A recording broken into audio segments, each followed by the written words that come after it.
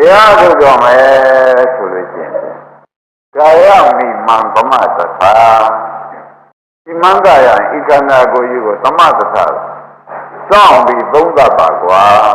ခန္ဓာကိုယ်ကြီးကိုတရားဓမ္မတွေအမျက်လုံးလေးဖိုက်ယောက်ျားဖြင့်ဓမ္မနဲ့ခွေးမိန်းမဖြင့်ဒူးလေးတုပ်ပြီးခန္ဓာကိုယ်စောင့်ကြည့်နေပါနော်ဘယ်တော့ကြည့်ရမှာတော့ဗျာ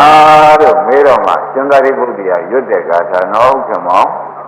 ကာယမိမံသမသရဤမံကာယဤခန္ဓာကိုယ်ကိုသမသရစောင့်ပြီးသုံးသပ်ကွာဘုရားရေဘာလို့ရမလဲစောင့်ပြီးကြည့်နေစောင့်ပြီးကြည့်တရားတော်လည်းတရားဓမ္မတွေဒီခန္ဓာကိုယ်ကြီးဘယ်လိုလုပ်နေရမလဲယောက်ျားဖြင့်တင်မလင်ကိုမိန်းမဖြင့်ဒူးလေးတုပ်ပြီးခန္ဓာကိုယ်စောင့်ကြည့်နေမစောင့်မြန်လို့ရှိရင်လည်းဒီလိုလုပ်တာအသက်ကလေးမမှန်ရှူပြီးဒီခါတော့စောင့်နေတာပေါ့ဗျာဘလို့စောင့်ရမှာတော့လို့မေးတဲ့အခါကျတော့မှရှင်သာရိပုတ္တရာကပရိဇာနာတကုဏပုံနာပရိဇာနာကအဖန်တလဲလဲစောင့်နေကွာဓမ္မတို့ပါတယ်တော့စောင့်နေလို့ရှိရင်ခန္ဓာကိုယ်စောင့်ပြီးအဖန်တလဲလဲစောင့်နေပြီဆိုတော့ခန္ဓာကိုယ်ကသူ့သဘောသူပြောလာတယ်မယ်တရားဓမ္မတွေသုံးနေတဲ့စကားရှိတာပဲ။အိုးတိုက်မွေနဲ့ပဂရိမွေနဲ့တိုက်မွေဆိုတာကသုံးပြောကတွေကတိုက်တဲ့မွေပေါ့ဗျာ။ပဂရိမွေနဲ့မေးတာမွေတဲ့မွေလည်းရှိတာပေါ့ခမောမွေနှမျိုးမရှိဘူးလား။အဲ့တော့ခင်ဗျားတို့ပြောနေတဲ့စကားကမွေမှန်တွန်းရင်ဖြောင်းပါပေါ့ကွာလို့ပြောကြဘူး။မွေမှန်ရင်ဒါရင်တိုက်မွေဖြင့်မဖြောင်းဘူးပြောတာ။တိုင်းမွေဖြင့်မပြောင်းဘူးလို့ပြောတာသဘောကျအဲ့ဒီမှာလည်းဒီတိုင်းမှာတရားဓမ္မတို့တဲ့ခန္ဓာကိုယ်ကြီးကအနိစ္စခန္ဓာကိုယ်မို့သူအဖန်တလဲလဲစောင့်ကြည့်နေပြီသမာဖြင့်သူ့သဘောသူပြောတော့မယ်ခန္ဓာကဘာပြောမယ်သူ့သဘောသူကတိုင်းမွေမှမဟုတ်ပဲတရားဓမ္မတွေအမှန်မွေဖြစ်နေတော့ကျုပ်ဟာအနိစ္စပါကျုပ်ဟာဒုက္ခပါကျုပ်ဟာအနတ္တပါယောဟာအတုပပါလို့ခန္ဓာ၅ပါးတွေကသူလူချွန်ညွန်ပြောပါတယ်မပြောပဲအဲ့တော့ဒကာဓမ္မဘုရားကလည်းဟောခန္ဓာကလည်းပြောဆိုတော့ဘုန်းကသုံးမထားတယ်နဲ့သွားမကြိုက်ဘူးလားဘုရားကလည်းဒီခန္ဓာကိုယ်ကြီးကသဗ္ဗေသင်္ခါရအိဋ္ဌသဗ္ဗေသင်္ခါရဒုက္ခသဗ္ဗေဓမ္မအနတ္တလို့ပြောတော့ကိုယ်ကလည်းစောင့်ကြည့်နေတာနဲ့သွားချုပ်ဒါလုံးသင်နေတာတော့ဒကာဓမ္မတော့ပြင်းနေတာနဲ့သွားကြုံတဲ့အခါကျတော့ဒကာသစ်တို့မောင်မြတို့ခန္ဓာကဘာပြောမယ်ရှင်ဩဘုရားမတို့တွန်းဟန်ကြောင့်ဆိုသလိုဒကာဓမ္မတော့အိဋ္ဌရှိတော့အိဋ္ဌပြောပြီ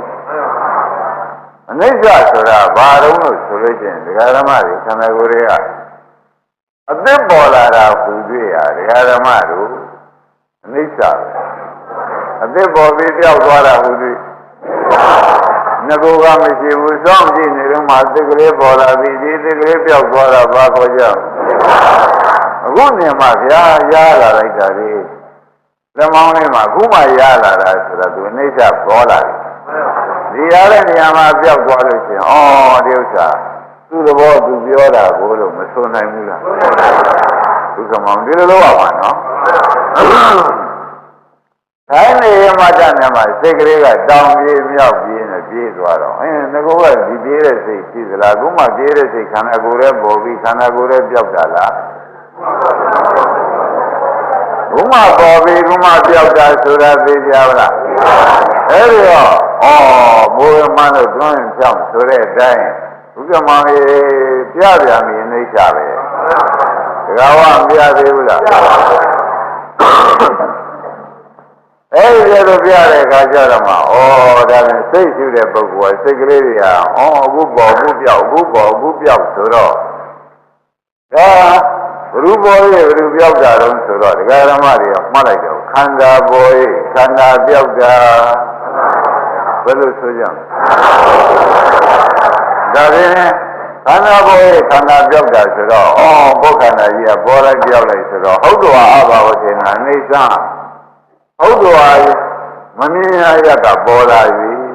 မမျော်လင့်တဲ့နေရာပေါ်လာဟုတ်တော်မမျော်လင့်တဲ့နေရာပေါ်လာပြီပေါ့ဗျာ ဘာဝတေနဒီပေါ်တဲ့နေရာတိုင်း၌ပျောက်သွားခြင်းတွေပဲအနိစ္စပဲမမျော်လင့်တဲ့နေရာပေါ်လာပေါ်တဲ့နေရာမှာဘာဖြစ်တော့အဲ့ဒါဘာခေါ်ကြဒါဖြင့်ဒီဥစ္စာဒကာဓမ္မတို့ဒီနေရာရလို့ဒီနေရာပေါ်ရင်လည်းပေါ်ဒီနေရာပြောက်ရင်ဘာဆိုကြဒီနေရာမှာဒကာနာရဒီနေရာမှာပြောက်ရင်ဒီနေရာမှာကြားရဒီနေရာမှာပြောက်သွားရင်ဒီနေရာမှာနာရဒီနေရာမှာပြောက်သွားရင်ဒါဖြင့်ဒီနေရာမမျောတဲ့နေရာမှာပေါ်လာတယ်ပြီးတော့ဒီနေရာပြောက်သွားတယ်ဒါရီအနိစ္စပဲလို့ဆိုတာစောင့်ကြည့်တဲ့ပုဂ္ဂိုလ်မှာခန္ဓာကပြောပါတယ်စောင့်ကြည့်တဲ့ပုဂ္ဂိုလ်မှာခန္ဓာကပြောတဲ့အခါကျလို့ရှိရင်ဒကာဓမ္မတွေကငါကိုကဘုရားကလည်းဟောတယ်အနိစ္စလို့ဟောတယ်ခန္ဓာကလည်းအခုပြောဖို့ဆိုပြီးသုံးရကြရှာလိုက်တော့မှန်ပါဘုရားကလည်းသဗ္ဗေသင်္ခါရအနိစ္စမမေ့နဲ့ပေါ့ဗျာသဗ္ဗေသင်္ခါရဒုက္ခလို့ဘုရားကလည်းပြောဘူးလားသဗ္ဗေဓမ္မအနတ္တလို့ဘုရားကပြောဘူးလားဘုရားကပြောတာနဲ့ခန္ဓာကိုယ်စောင့်ကြည့်တဲ့အခါကျတော့မမျောတဲ့နေရာပေါ်လာပြီးဒီနေရာချုပ်ပြောက်သွားတာလေးပြောက်ပြက်သွားတယ်ပြီးမြင်လိုက်တော့ဘုရားကဟောခန္ဓာကပြောသောကြောင့်ဒီတရားဖြင့်မှန်ပါလို့ဆုံးဖြတ်ချက်ချဘုရားကဟောဒီတရားမှန်ပြီလို့ဆုံးဖြတ်ချက်ချပါဘုရားကဟော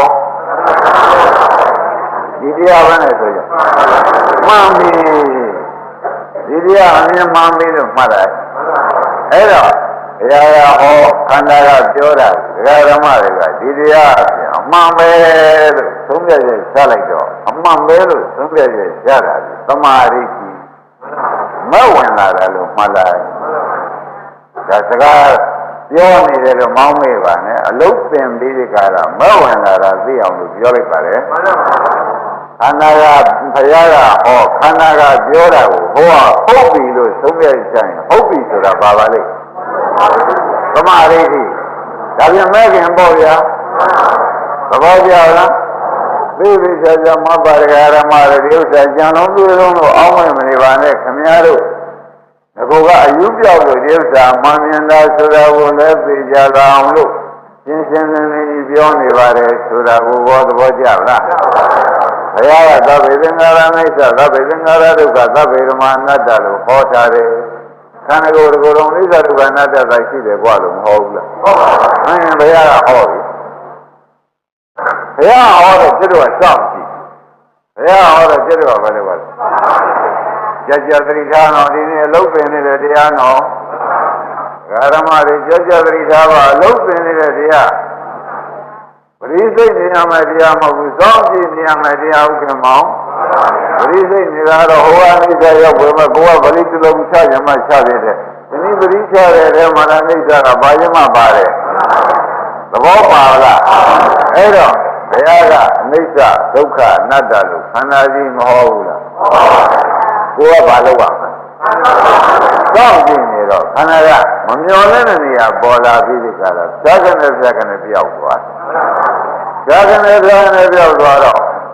ဒါဘုရားကပြောတာပါလေယုံကြလားအမှန်ဟောမြင်မလားအဲ့ဒါပါဆိုလို့အဲ့ဒီသမာဓိကမဲ့ခင်၅ပါးနဲ့မြင်တာတော့မှတ်လိုက်ကြပါဒကာဓမ္မတွေဘယ်လိုမှတ်ကြမလဲဒကာဓမ္မတို့သိကြကြပါလားအလုံးကြီးကြီးနေပြီဥက္ကမောင်ကြီးဒါကလက်တွေ့တရားတွေဒကာဓမ္မတို့တဲ့ခင်ဗျားတို့မှဉာဏ်တွေ့တရားတွေဖြစ်အောင်လို့သေးသေးချာချာရှင်သာရိပုတ္တရာကြီးကတော့ဟောချာလို့ဒီလင်္ကာပညာထဲမှာလည်းပါပါတယ်ကာယမိမသမကရပရိဇာနာသဘုနာပုံနာကာယေသဘာဝံဝိရိဒဝနာဒုက္ခသံတံကရိတ္တိမင်းဒီလိုသာမြင်နာမှကြီးกว่าဒုက္ခဆုံးပါလိမ့်မယ်။ဒါရင်ဓမ္မတရားကလည်းပါဟောတယ်။အနိစ္စပဲဟောတယ်။ဘုရားကအနိစ္စဒုက္ခအနတ္တဟောသည်။ဘုရားဘာဟောဘုသူဟောတာ။ဟာပဲဘုရားကိုယ်ကသူဟောတာထားပါစီသူ့မြင်နဲ့သူဟောတာလည်းထားလိုက်ပါကိုယ်မြင်နဲ့မကြိုက်သေးလို့ရှင်စောင့်ကြည့်ပါဦး ဥက္ကမောပါတော့ကိုယ်မြင်တဲ့မကြိုက်သေးစောင့်ကြည့်ပါ။ဒါရင်ဒါဖြင့်ကိုယ်မြင်တဲ့တရားဓမ္မတွေစောင့်ကြည့်။စောင့်ကြည့်တော့လက်ကလေးကရခြေကလေးကရတရားဓမ္မတွေဆိုင်ကြကဘာသာလာကုမပေါ်လာလား။ရတဲ့နေရာမှာပြောက်သွားတယ်တရားဓမ္မတွေ။ဟုတ်တော်ဟာမမျော်လင့်တဲ့နေရာဖြစ်ပေါ်လာ၏အဘာဝတေနဒီနေရာ၌ပြောက်သွားခြင်းဒီပင်အိဋ္ဌာအိဋ္ဌာပဲဒကာဓမ္မတို့မျောတဲ့နေရာပေါ်လာလားမမျောတဲ့နေရာပေါ်လာဒကာကြီးကျောကပေါ်ခြင်းပေါ်ဒကာကြီးရင်ကပေါ်ခြင်းပေါ်ဒကာကြီးနမေကပေါ်ခြင်းပေါ်ဒကာကြီးရှိပေါ်ကပေါ်ခြင်းပေါ်ရှိသလုံးကပေါ်ခြင်းပေါ်ဆိုတော့အများတို့မျောတဲ့နေရာပေါ်တာဟုတ်မမျောတဲ့နေရာပါအဲ့ပေါ်ပြီးတော့မမျောတဲ့နေရာမှာပဲဘာဖြစ်သွားပါလဲဩဒါဖြင့်အဲ့ဒါဘာခေါ်ကြမြင်ကြရလားလို့ဆိုတော့စောင့်ကြည့်နေတဲ့ပုဂ္ဂိုလ်လည်းမြင်တယ်စောင့်ကြည့်နေတဲ့ပုဂ္ဂိုလ်မြင်တာပါလိမ့်ကြည့်ပါလေသမာပတ္တိသမာဓိသမာမန္တနာပတ္တိမြင်ဣဒ္ဓမာတို့ကြောင့်သမာဓိဆိုတဲ့ဓာတ်မိစ္ဆာရိတိပယ်ပြီးဒီကလာသမာဓိကိုသမာဓိဉာဏ်ရောက်လာတာစောင့်ကြည့်တဲ့ဖြစ်ဟာတေဘောတံပါလားဆိုတာပေါ်လာတော့တယ်ပေါ်လာတယ်ဘူးလားအဲ့ဒါသကုလရဏီဥပ္ပကလည်းစောင့်ကြမှာဧကံလူတိုင်းဆိုသလိုပဲဖြစ်ကြတော့ဒကာဓမ္မတို့တဏှာမှာပြန်ဆိုင်ပြီးတဏှာစောင့်ကြည့်ကြပါဆိုတဲ့ဥစ္စာဒါပြောရတယ်ဟောရတယ်နော်ဒါရင်ဒါဖြင့်ဒါကခန္ဓာ၅ပါးခင်ဗျားတို့ထိုင်နေတဲ့ခန္ဓာ၅ပါးနော်ပြီးတော့မှယန္တိ60ဟောပါမယ်ဒကာဓမ္မတို့ဥက္ကမောလောက်ကလည်းသင်ရသေးတယ်နော်မသင်ရင်မကောင်းဘူးဗျအဲ့ဒါဒီခန္ဓာ၅ပါးရင်းတဲ့ဒကာဓမ္မတွေကတကူလားကျိုးဆောင်မြင်လဲဆောင်ပါကြနေမှာဆောင်မြင်လဲဆောင်ကြတချို့မားသေးလို့နောက်ဆုံးမှုကပိတ်ဆောင်မြင်လဲဆောင်မယ်ခင်ဗျားတို့ကြောင်းတော့မပြောတော့ဘူးပေါ့ဗျာခင်ဗျားတို့ကြောင်းကတော့ကျော်ရည်ရသိများတယ်ကဲဒါဖြင့်ဒကာဓမ္မတို့ဒီလိုစောင့်ပြီးဒီကတော့ဟောဒီကနေစောင့်ကြည့်ပါဝန်းထဲကစောင့်အောင်ပါပဲစောင့်တာဒါတော့ပုံစံမှုပြရပါတယ်စောင့်ကြည့်နေတာကမဲ့ခင်၅ပါးပฏิရှာဝရိယစိုက်ပြီးစဉ်းစားနေကြည့်ပြီးသမာဓိနဲ့ကြည်ကြီးနေတာဆိုတာဝရိယလေးနဲ့လည်းမလျှော့တော့စောင့်ကြည့်နေတာ၅ပါးနဲ့စောင့်မောင်ဘယ်နှပါးနဲ့စောင့်ပါဒကာဝရေဘယ်လောက်နဲ့စောင့်တာပါသူတို့က၅ပါးနဲ့စောင့်တယ်လို့ဆိုတော့ရှင်ဗျာအရင်များဖြစ်နေသလားလို့ဒီလိုမယူပါနဲ့တဲ့သတိသမာဓိဆိုတာဒကာဓမ္မတို့သတိသမာဓိတော်ကြီးမှလည်းလာပြီးသားဖြစ်နေတဲ့တွေ့ကိသံတော်ဝါကိသံပိတိပဇာနာတိဒီတော်ဝါဒီတော်မိတိပဇာနာတိလာတော့ကိုယ်ကစောင့်တဲ့သဘောလေးနဲ့ဒကာဓမ္မတွေအရင်သိနေတယ်လို့ဒီလိုမယူနဲ့စိတ်တွေကဘယ်ဟာပေါ်လာလားငါပြန်နောက်ကလိုက်ပြအောင်လိုက်မယ်ဆိုတာစောင့်တာပဲဘယ်ဟာပေါ်လာလားပေါ့ဗျာနောက်ကအသိလိုက်မယ်ဆိုရင်ပြန်ဒါပါဆုံးအဲ့ဒါစောင့်တာပဲဆိုတော့ပေါ်လာလားသာကိုလွဲသွားမှဆိုလို့ဒကာဓမ္မတွေယူဆတွေလွဲသွားမှဆိုလို့စောင့်နေတယ်ဆိုတော့သူ၅ပါးကအရင်ဖြစ်နေတယ်ခန္ဓာရဖြစ်တဲ့ကနောက်မှပြဒီလိုယူမှဆိုတဲ့အတွက်ဘုရားသခင်ကိုရမေကြီးကဒီလိုမယူနဲ့กว่าစောင့်ဆိုတာဒီလိုယူလို့မရဘူးဘာလို့ဆိုတော့ကိစ္စံတော်ဝကိစ္စံမိတိပဇာနာတိသွားတာကိုသွားမှပြရမယ်ဆိုတော့သွားတာကခြေပိုင်းကပြရမှာကနောက်ကသဘောကျအဲ့တော့ဆရာသင်္သာဒကာဓမ္မတွေကမှတ်ထားပြီတော့ရှေ့ကတခုခုပြလို့ရှင်နောက်ကပြင်အမြဲတမ်းပြီးအောင်ဟောမှရဲ့ဆိုတာဒါစောင့်ကြည့်တာကိုသဘောကျကောင်းပြီကြလို့ဆိုလို့ရှိရင်လည်းရှင်းတော့ပါပြီတဲ့ကဲခန္ဓာကြီးကဒကာဓမ္မတွေထိုင်ကြပြီဘုရားရှင်မှာဖြစ်စေအိမ်မှာဖြစ်စေပြီးဒီကလာနေတော့ခန္ဓာကိုယ်ကြီးကဒကာသေးပြောလိမ့်မလို့ပြောလိမ့်မယ်ကျင်းတော်ဘာပြောမလဲလို့မေးတဲ့အခါကျတော့ရှင်းတယ်။ဩဆရာဘုန်းကြီးရတယ်မှားရှာတယ်တို့ကိုကဲတင်တဲ့ဆရာဘုန်းကြီးကမှားရှာတဲ့တရားထုတ်တယ်လို့ဒီစိတ်ကလေးတော့ပေါ်ပြီ။ တရားထုတ်လို့မှားလိုက်တယ်ဆိုတော့တရားထုတ်လို့မှားလိုက်တော့တရားထုတ်ခြင်းနဲ့စိတ်ကလေးတရားဓမ္မတွေသံတော်မလားဘူးလာလို့ရှိရင်သူရှိဥစွာပေါ်လာတာပဲတရားထုတ်ခြင်းနဲ့စိတ်ကလေးတော့ဝန်းနဲ့ပေါ်လာဘူးလားပေါ်လာခြင်းနဲ့ဒီနေ့တည်းခေါင်းကတော့ပြီးဒီကရနောက်ကတခုသာပေါ်ရင်လိုက်မယ်ဆိုတာကခေါင်းကအာထုတ်ခြင်းနဲ့စိတ်ကလေးရှိမရှိကဲထားလိုက်ဒါပြန်အာထုတ်ခြင်းနဲ့စိတ်ကဘာတော့အနေစာတော့ပြနေတာကနောက်ကလိုက်တာကမက်ကပဲနောက်ကလိုက်တာပဲဘောပါကြဩဒါဖြင့်ဒီလိုလိုက်တဲ့အခါကျတော့တရားရှားရသေးသလားအာထုတ်ခြင်းနဲ့စိတ်ကလေးကိုကအနိစ္စရဲ့လို့သူကျိုးစွာလာပြောအာထုတ်ခြင်းနဲ့စိတ်ကလေးကဘယ်လိုလာပြောပါလဲအနိစ္စလို့သူကလာပြောတယ်ဒီလိုကနောက်ကနေပြီးမက်ကနဲ့မိအောင်ဖန်လာသူကအနိစ္စလို့ပြောတော့ဒီလိုကမက်ကနဲ့မိအောင်ဖန်လိုက်တဲ့အခါကျတော့ဒါသတိထားဝရိယစိတ်ဉာဏ်နဲ့စောင့်နေတဲ့ပုဂ္ဂိုလ်မဟုတ်ခင်မှာပေါ်လာပါလားဒါရင်တရားထုတ်ခြင်းနဲ့စိတ်ကလေးကဖြစ်ဖြစ်စောင့်ပြီးမိအောင်ဖန်တာကမက်ကဖြစ်ပြီးဒီကံနေတော့ဟောဒီကိစ္စပြီးကံကဲစပြီးမိပြီဆိုရင်ဖြင့်မပေါ်ဒကာဓမ္မတွေမကြောက်နဲ့ကဲဆရာဘုန်းကြီးကရှူတဲ့စိတ်လည်းရှူတယ်ကြိုက်တဲ့စိတ်လည်းရှူတယ်ဆိုပထမတစ်ချက်မိပြီးရင်နောက်အကုန်မိပါပဲပထမတစ်ချက်မိပြီးရင်ပထမတစ်ချက်မှာအဖမ်းချက်